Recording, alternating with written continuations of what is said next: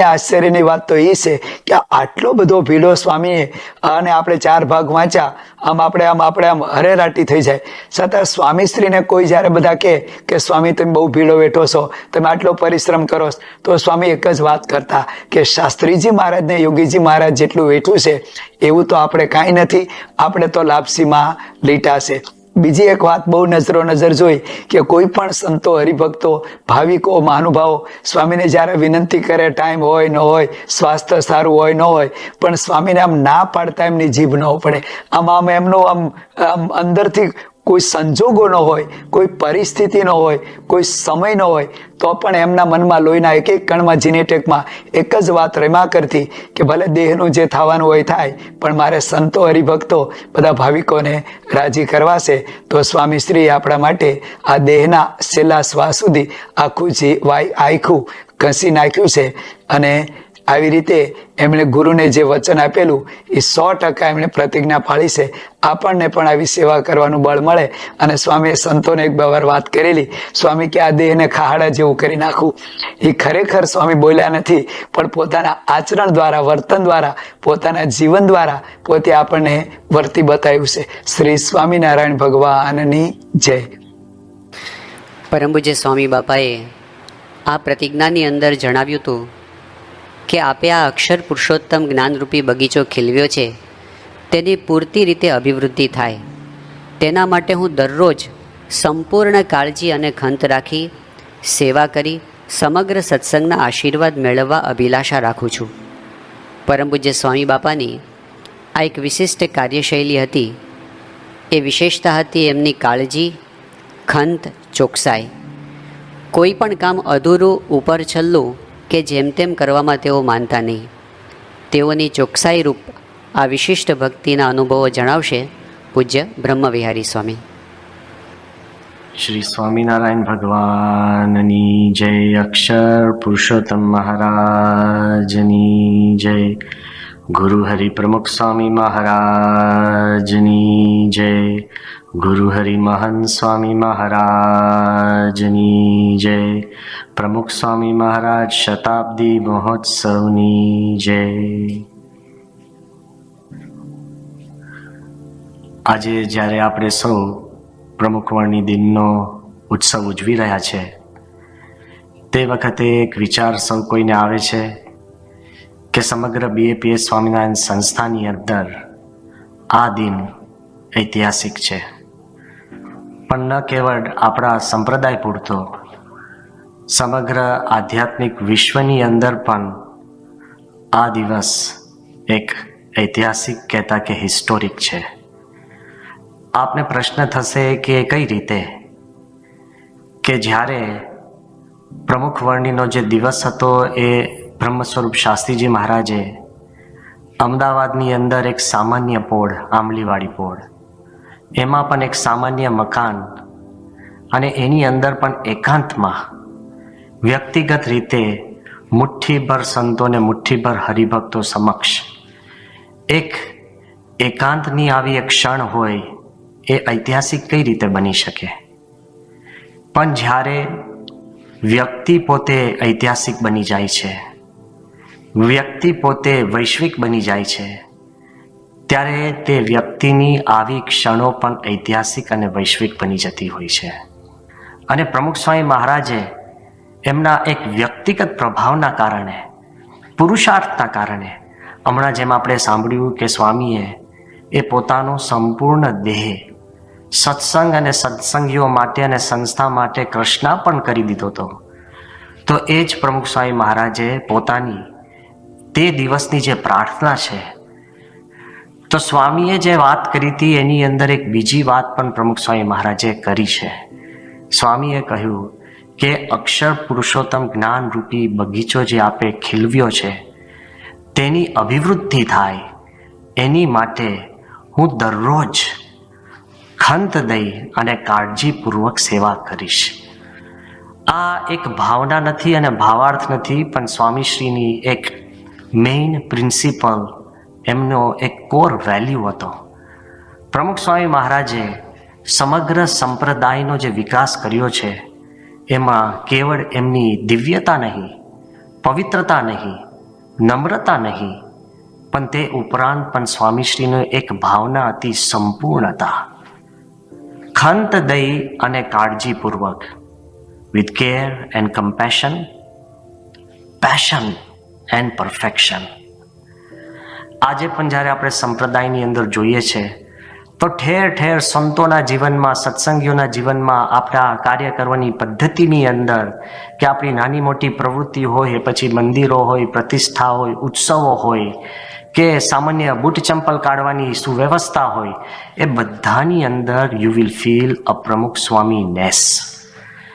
We can feel his fingerprints everywhere. We can see his eye prints in everything. And we can experience his DNA prints in you and me and everyone. જ્યાં જુઓ ત્યાં તમને પ્રમુખ સ્વામી મહારાજની એક આભા અને એમને પ્રભાવની અનુભૂતિ થયા જ કરે છે. એ પછી જ્યારે આપણે કોઈ પ્રસાદનું બોક્સ પેક કરતા હોય તો સ્વામી કેવી રીતના કરાવતા, ખખડાવીને પણ કેવી રીતના આપતા, કોઈક વ્યક્તિ આવે એને ભાવે આપતા. આમ જોવા જઈએ તો આપણી એ બૂટ ચંપલ કાઢવાની રીત હોય કે સ્ટેજ ઉપર ખુરશી ગોઠવવાની રીત હોય કે કોઈ સ્ટેજ ઉપર મહાનુભાવો આવે તો એની શાલ કઈ પ્રકારની, કઈ રીતે ઓઢાડવી, the elegance, the dignity, the beauty જે સ્વામી આખા એક ધર્મની અંદર આપી છે. એ પછી સ્વચ્છતા હોય, મંદિરના શિખરો હોય કે કોતરકામ કેટલા ઊંડા કરવા, કે પછી પિલર્સ કહેતા કે થાંભલાની કઈ સાઇઝ રાખવી, એ પછી ખીચડીનું બોક્સ હોય કે પછી મગસ કેવી રીતના કરવો, કે સ્વામીએ આપણને નાનામાં નાની રીત, એ પછી ડ્રાઈવરને જમાડીને મોકલવા, કે કોક આવે એની સુવાની વ્યવસ્થા કરવી, કોઈ આવે તેના ઉતારાનું ચેકિંગ કરવું. આ બધું જ જે આપણા એક લોહીમાં છે, જે સંપ્રદાયના મેઇન પ્રવાહમાં છે, એ બધી જ જગ્યાએ તમે પ્રમુખ સ્વામી મહારાજનું પરફેક્શન જોઈ શકો છો. મને એ પણ યાદ છે કે 2011ની સાલમાં જ્યારે સ્વામીશ્રીની ઉંમર 90 વર્ષની હતી અને તે વખતે મુંબઈમાં સ્વામી સવારે સભામાં પૂજા કરવા આવ્યા અને મહાનુભાવોની અંદર એન રવિચંદ્રન, ઇન્દોર IIMના ડાયરેક્ટર અને બહુ જ મોટા મેથેમેટિશિયન અને સ્ટેટિસ્ટિશિયન, બુદ્ધિશાળી, પ્રભાવશાળી, અને જ્યારે સભામાં બેઠા હતા અને સ્વામીની જે બધાને સંતોને ખ્યાલ છે, હરિભક્તોને, કે સ્વામી જેવા સ્ટેજ ઉપર આવ્યા અને નિર્ભય સ્વામી આમ પાઠ ગોઠવતા હતા અને સ્વામીની આ ખાસિયત જે આપણે સૌએ જોઈ છે કે જેવા આમ બેસે અને સ્વામી પછી આમ જે સ્વામી કરતા કે પાઠ થોડીક આમ ખસેડો, ઊંચી કરો, આમ કરો, વાંકી કરો, સીધી કરો, પછી હાથ આમ કરતા.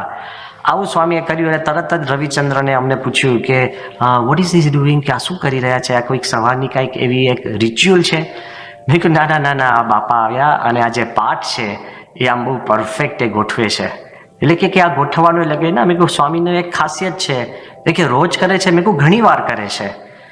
તે વખતે એક વાત કે બોલ્યા આ તદ્દન બહારની વ્યક્તિ, અને એને કહ્યું કે વાવ, કે if he can align his puja inch by inch, જો એ પોતાની રોજની પૂજા ઇંચે ઇંચ એને સુવ્યવસ્થિત કરતા હોય at this age, then I'm sure he will not allow this institution to divert even by a millimeter. કે જો પ્રમુખ સ્વામી મહારાજ ઇંચે ઇંચ એમની સવારની પૂજા ગોઠવી શકતા હોય તો આ સંપ્રદાય કે સંસ્થાને એક મિલીમીટર પણ ફંટાવા દેશે નહીં. આ આપણને ખબર પડે કે કેટલું બધું સ્વામીનું પરફેક્શન. આપણે તો ઘણીવાર સવારે પૂજા કરતા હોય તો કપાળ વળી ગઈ, પાકાપડ વળી ગયું, મૂર્તિ થોડી ગાડી ગોઠવાઈ ગઈ, શિક્ષાપત્રી વાંકી થઈ ગયું, વી ડોન્ટ માઇન્ડ.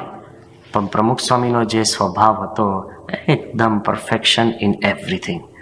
ત્યાં સ્વામીનું પૂરતું નહોતું કે એમની એક ભાવના કે overall how he wanted the સંપ્રદાય ટુ મૂવ, પણ એમના તમામ કાર્ય અને કર્મ પણ આપણે જોઈએ ને તો દરેક સંતોને આવા ઢગલા પ્રસંગો હશે કે સ્વામી નાનામાં નાની વાત. એક પ્રસંગ મને અત્યારે યાદ આવે છે 2008ની સાલનો, કે જ્યારે જામનગરનો ખાતવિધિ થતી હતી.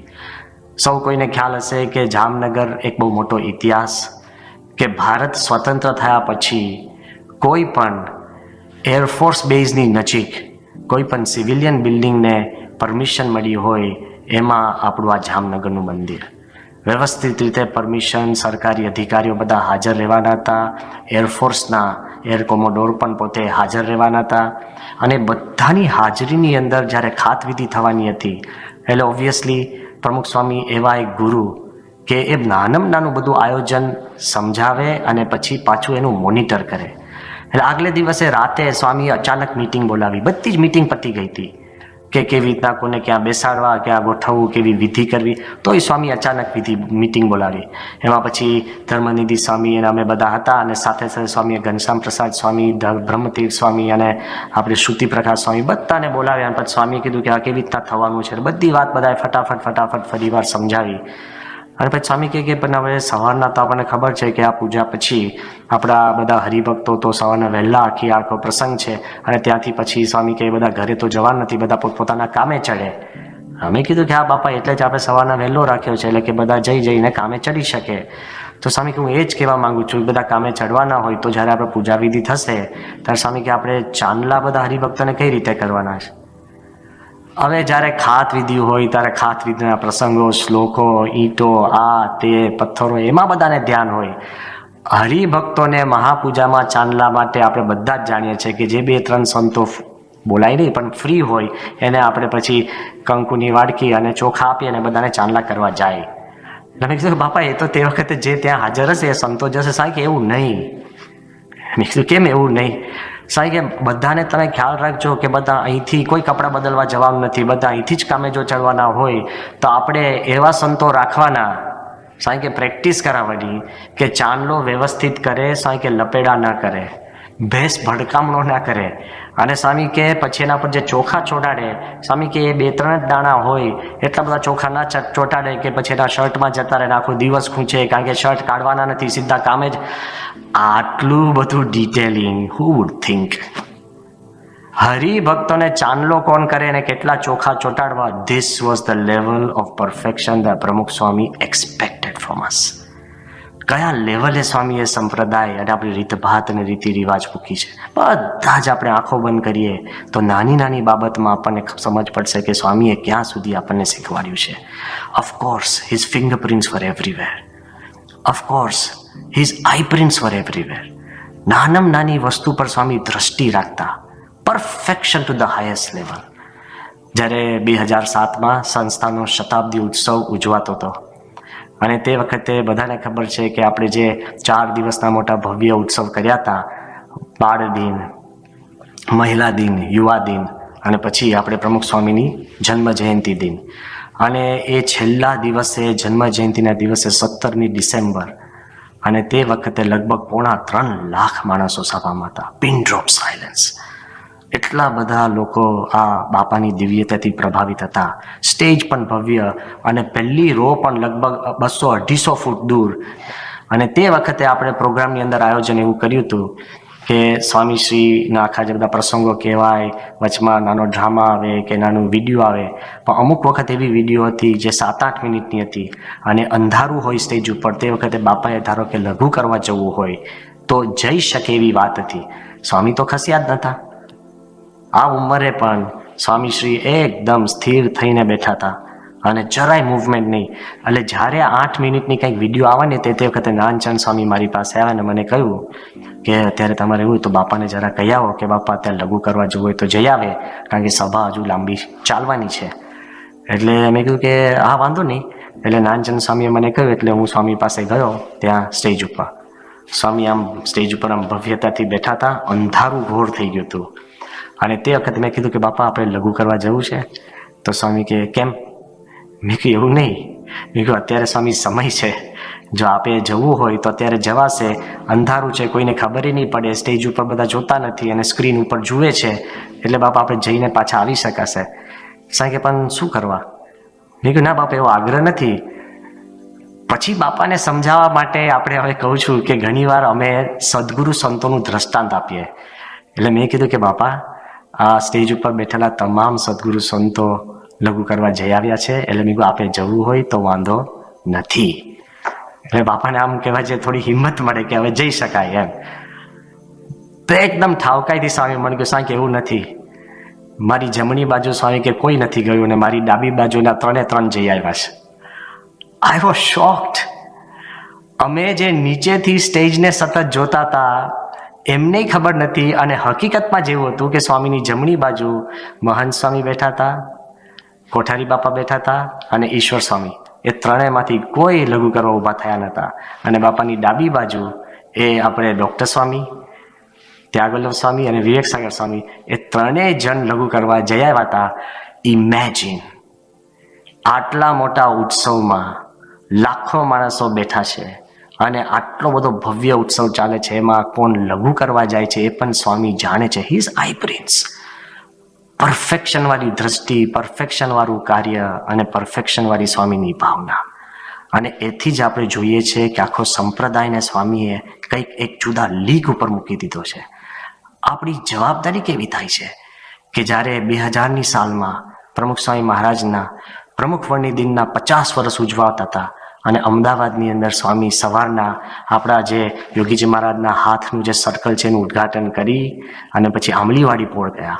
આંબલીવાડી પોળમાં સ્વામી એકદમ ભાવ વિભોર થઈ ગયા, દર્શન કરી, સ્મૃતિ કરી, અને પછી ત્યાં આંબલીવાડી પોળની અંદર જ નાનું સ્ટેજ, ભર ગરમી, અને એ સ્ટેજ ઉપર સ્વામી આવ્યા. અને તે વખતે સ્વામી જે ભાવમાં હતા તે વખતે અમે ત્યાંથી સ્વામી કાલુપુર દર્શન કરવા જવાના હતા જૂના મંદિરમાં. અને જતા પહેલા સ્વામી અમે બધા ઊભા હતા અને તે વખત જતા હતા અને પસાર થતા હતા. સ્વામીએ એક બહુ સારી વાત કરી.